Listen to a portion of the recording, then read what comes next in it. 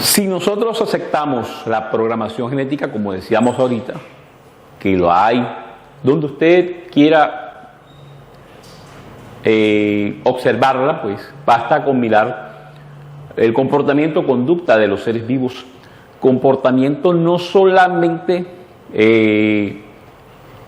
que él hace a voluntad, sino el comportamiento innato. Usted come y se acuesta a hacer la siesta o empieza a hacer una función y el cuerpo sabe qué es lo que tiene que hacer, cómo tiene que degradar la comida para que pueda ser absorbible a nivel del intestino delgado, cómo se absorben los líquidos, qué tienen que hacer los riñones para filtrar la sangre y tener un equilibrio, una homeostasis de electrolitos en la sangre.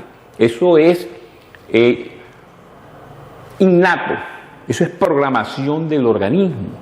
Hay seres, por ejemplo, como las bacterias, que ni siquiera tienen cerebro, sin embargo, tienen una programación para conseguir el alimento, para moverse, para hacer una serie de eventos propios de la bacteria, como hace la oruga en el proceso ese de metamorfosis, de huevo pasa luego a larva y luego a larva pasa a la famosa crisálida y luego al imago o insecto adulto. Eso es maravilloso, eso se llama programación genética. De acuerdo a lo que estamos hablando, si hay una programación genética, entonces eso es excluyente para la incidencia que pueda tener el azar o la forma aleatoria que plantea la teoría sintética de la evolución y los planteamientos del maestro Darwin hace tiempo, porque ellos todavía dicen que una serie de mutaciones aleatorias, o sea, del azar, son los que de pronto pueden hacer o producir la transformación o cambio benéfico y que el medio ambiente, la selección natural, es la que toma e incorpora los posibles cambios favorables al organismo.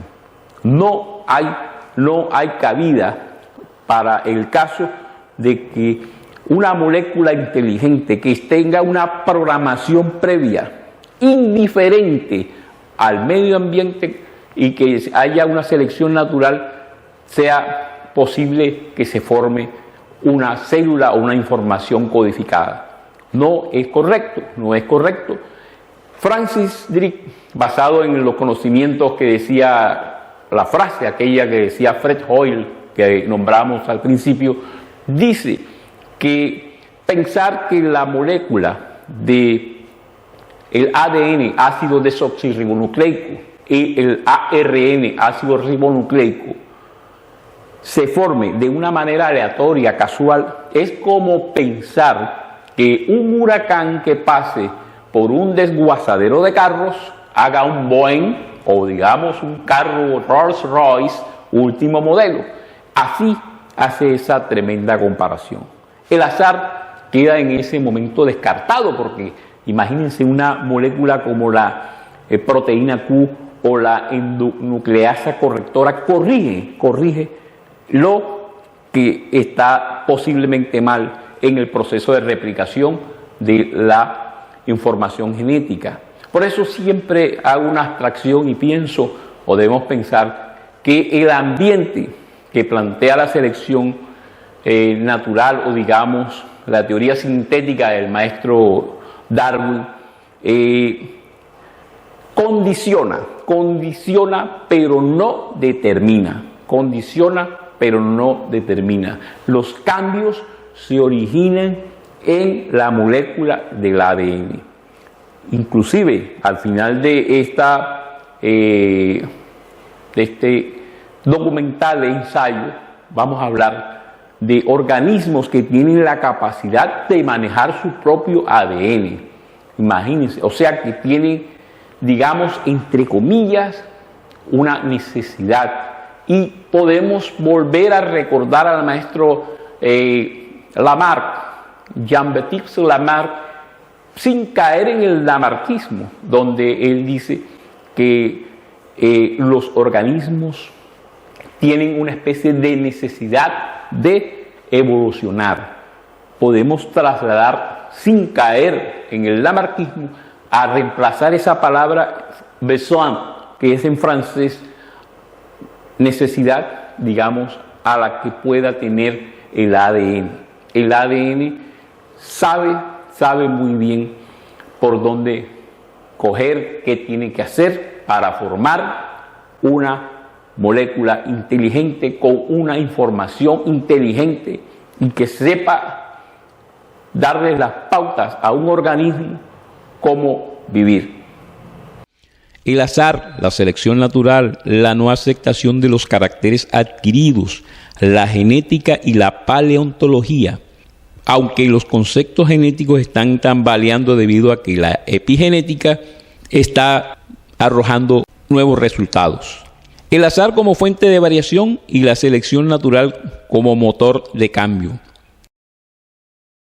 Esta fragilidad conceptual fue rápidamente denunciada por científicos e intelectuales de la época, como el zoólogo evolucionista Mivart, el cual puso de manifiesto, entre otras muchas cosas, lo absurdo de la idea de que un proceso así fuera el responsable de la aparición gradual y el azar de nuevas estructuras. Otro que hizo un aporte fue el ingeniero, al igual que el maestro Darwin, naturalista aficionado Fleming Jenkins, que puso de manifiesto lo poco creíble que resultaba la idea de que en la naturaleza una desviación ocasional de una estructura se extendiese en animales normales hasta hacerse común a toda la población.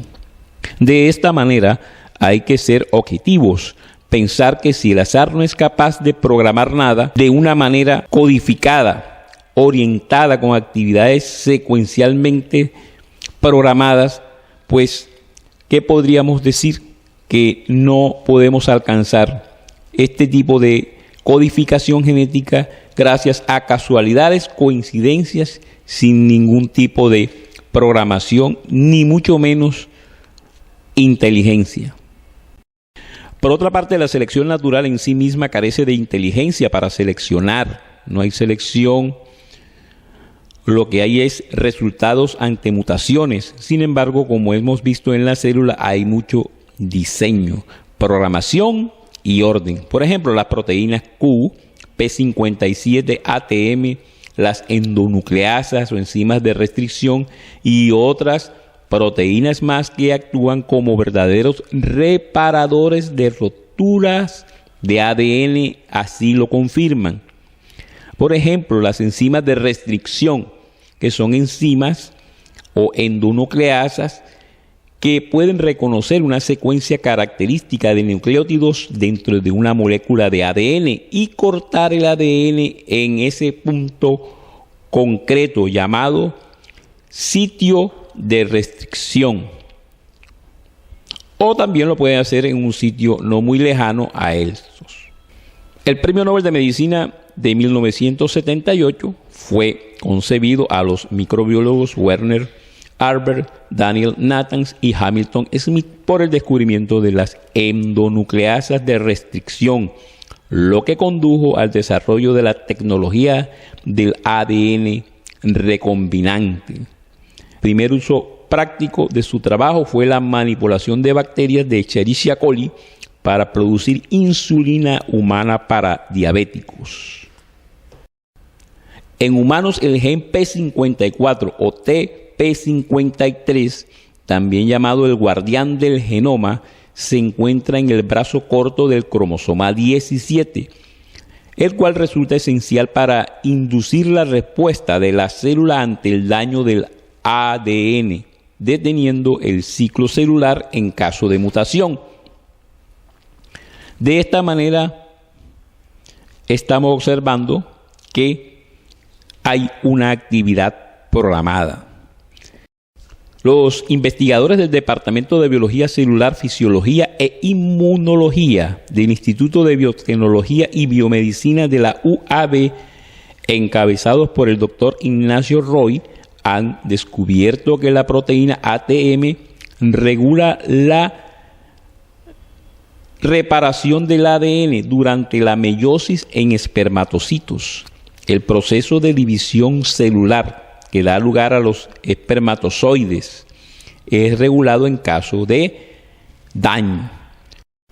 Suponiendo el caso que una cadena de ADN se dañe por acción de la luz ultravioleta, las endonucleasas,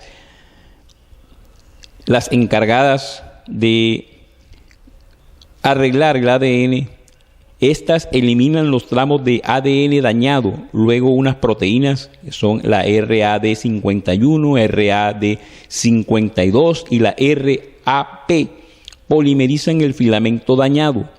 Las proteínas BCR1, BCR2 son las encargadas de encontrar los nucleótidos y curar las cadenas rotas del ADN. Finalmente, una proteína llamada polimerasa agrega los nucleótidos al orden en que se encuentra en la cadena complementaria a la dañada. Y la ligasa le da el toque final, ya que añade los enlaces fosfodiéster donde haga falta.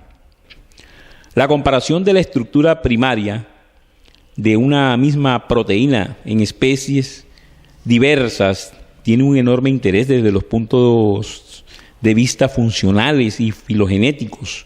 Cuanto más alejadas estén las especies analizadas en el árbol filogenético, más diferentes se podrán observar en la estructura primaria de proteínas análogas. El citocromo C de los humanos y chimpancés está formado por 104 aminoácidos, exactamente los mismos y en el mismo orden. El citocromo del mono rhesus solo difiere del de los humanos en un aminoácido de los 104, el del caballo en 12 aminoácidos y el del atún en 21.